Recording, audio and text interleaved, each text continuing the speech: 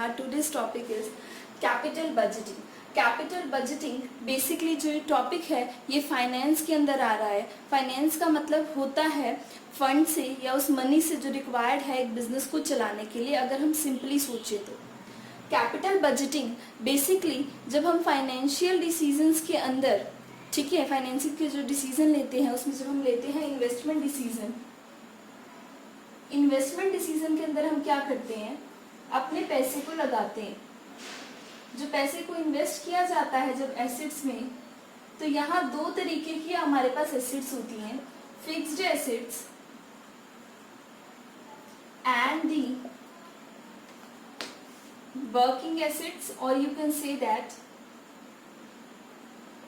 Current assets. Fixed assets ये वो assets होती हैं जो लंबे समय के लिए हमारे बिजनेस में रहती हैं. वर्किंग एसेट्स या फिर करंट एसेट्स ये वो एसेट्स होती हैं जिनका life span less than 1 year होता है. तो अगर हम अपने पैसे को इन्वेस्टमेंट डिसीजन के अंदर अगर हम पैसा इन्वेस्ट कर रहे हैं फिक्स्ड कैपिटल में, तो वो पर्टिकुलर डिसीजन कहलाता है कैपिटल बजटिंग, जो हमारा आज का टॉपिक है.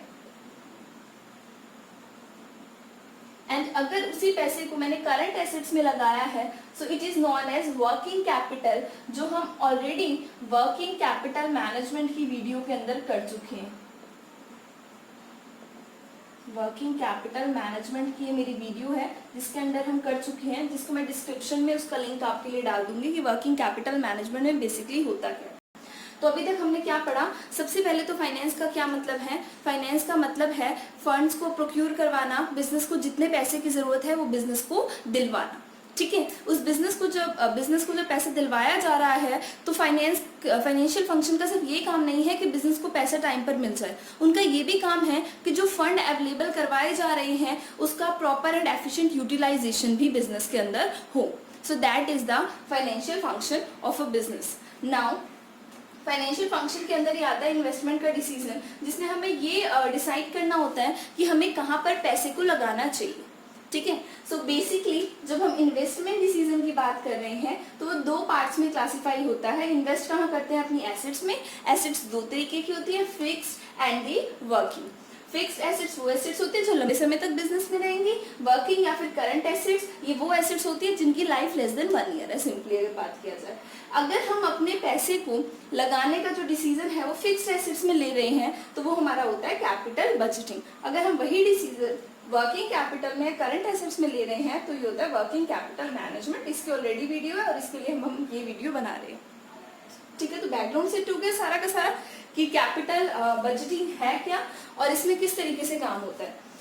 तो देखो, हमने अपने जो हमारे मैनेजर्स हैं उन्होंने डिसीजन मेकिंग करनी है. ठीक है, किसके रिगार्डिंग, उन्होंने डिसाइड कर लिया ऑलरेडी ही कि उन्हें पैसा किस में लगाना है, फिक्स्ड एसेट्स में. तो ये बात ऑलरेडी डिसाइड है कि पैसा हमारा कहाँ लगेगा, फिक्स्ड एसेट्स में. ठीक है, तो वो पैसा जो फिक्स्ड एसेट्स में लगाया जाता है उसके डिसीजन लेने को क्या कहते हैं, कैपिटल बजटिंग कहते हैं.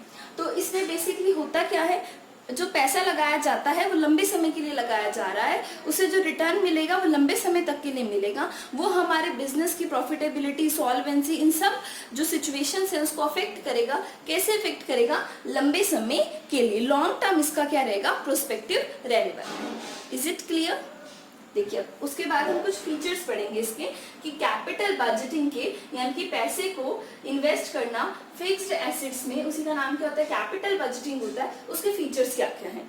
देखिए, बहुत इजी टॉपिक है ये. सबसे पहला इसका फीचर है लॉन्ग टर्म एस्पेक्ट. इसके अंदर जो पैसा लगा है वो लंबे समय के लिए लगा है. ठीक है, अगर मैंने एक बार फिक्स्ड एसेट्स के अंदर अगर पैसा डाला है तो लंबे समय तक मेरे बिजनेस की प्रॉफिटेबिलिटी को, सॉल्वेंसी को, मेरे बिजनेस की क्रेडिटेबिलिटी को अफेक्ट करने वाला है. ठीक है, समटाइम्स हमारे कुछ ऐसे डिसीजन होते हैं जिससे हमारा प्रॉफिट कई सालों के लिए बढ़ जाता है.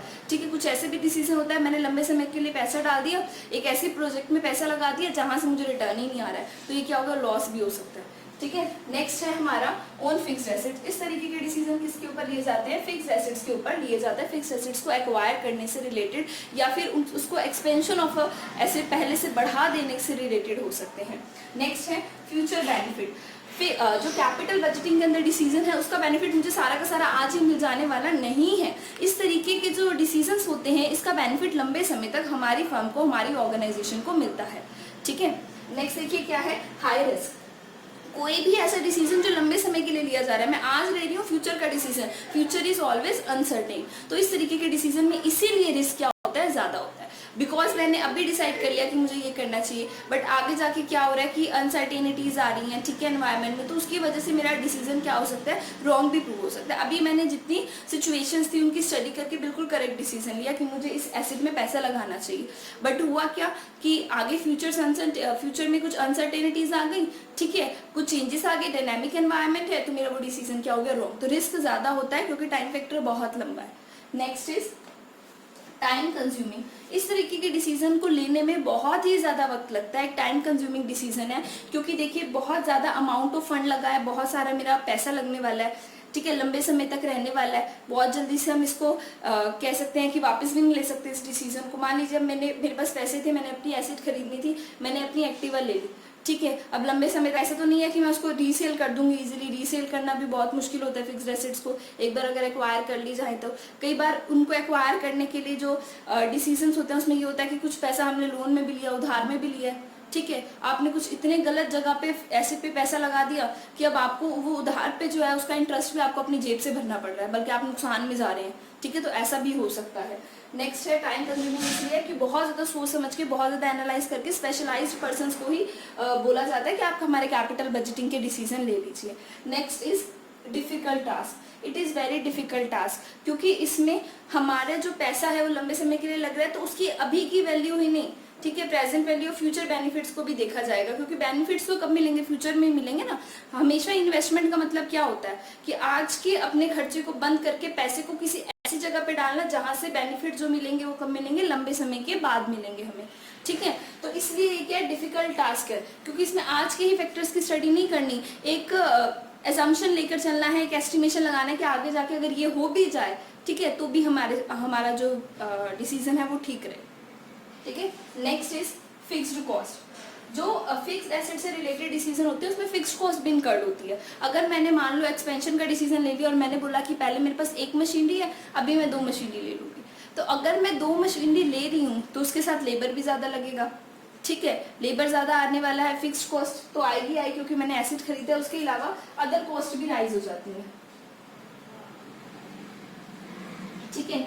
तो अदर कॉस्ट भी राइज हो रही है, जैसे कि उसके ऊपर लेबर काम कर रहे हैं, उसके लिए और रॉ मटेरियल आ रहा है, इलेक्ट्रिसिटी पे बहुत ज्यादा खर्चा हो रहा है, तो इस तरीके के खर्चे भी क्या हो जाते हैं, इंक्रीज हो जाते हैं, ठीक है। तो फिक्स्ड कॉस्ट तो पड़ी क्योंकि मैंने एक फिक्स्ड एसेट खरीदा, तो ये बर्डन पड़ गया मेरे प्रॉफिट पे कि मेरी फिक्स्ड कॉस्ट पहले से क्या होगी, इंक्रीज होगी, जिसकी वजह से मेरा ब्रेक इवन पॉइंट भी कहीं ना कहीं आगे जाने वाला है, ठीक है। तो और उसके अलावा अदर कॉस्ट, बाकी जो मेरी लागत है वो भी बढ़ जाने वाली है, तो मेरा अल्टीमेटली प्रॉफिट्स रिड्यूस होने वाले हैं कहीं ना कहीं। नेक्स्ट है रिस्क। रिस्क फैक्टर इसके अंदर क्या है, बहुत ज्यादा है, रिस्क वाला पॉइंट तो रिपीट हो गया।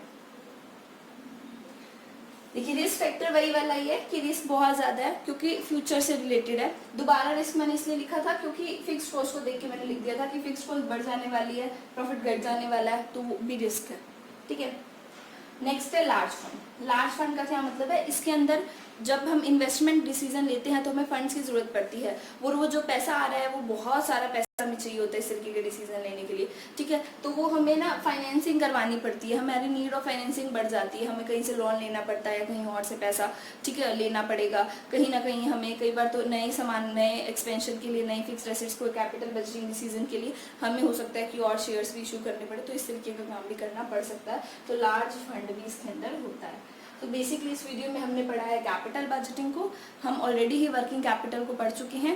हम अब एक वीडियो बनाने वाले हैं जिसमें हम ये लेने वाले हैं कि आखिर फाइनेंसिंग डिसीजन और ये इन्वेस्टिंग डिसीजन या डिविडेंड डिसीजन ये सब होते क्या हैं, इन डिसीजंस के बारे में पढ़ेंगे। Thank you.